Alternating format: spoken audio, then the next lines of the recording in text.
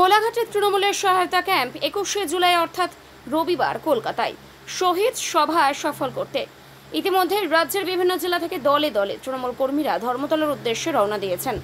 সেই কর্মীদের সাহায্য করতে এবং কর্মীদের শারীরিক সুস্থতার দিকে নজর রেখে পূর্ব মেদিনীপুর জেলার কোলাঘাটে তমলুক সাংগঠনিক জেলা তৃণমূল কংগ্রেসের সভাপতি অসিত ব্যানার্জি ও ব্লক তৃণমূল কংগ্রেসের উদ্যোগে সহায়তা কেন্দ্র খোলা হয়েছে।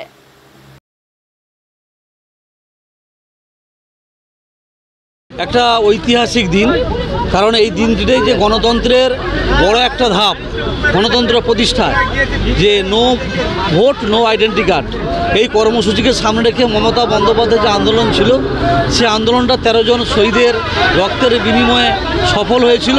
তাই মমতা বন্দ্যোপাধ্যায় এত বড় গণতন্ত্রের সাফল্য লাভের পরেও ওই শহীদ পরিবারকে উনি বলেননি।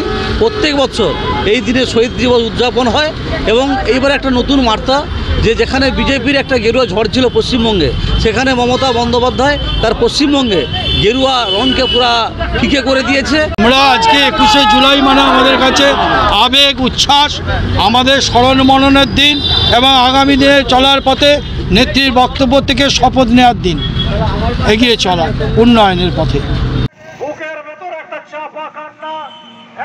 ব্যুরো রিপোর্ট, এখন সংবাদ।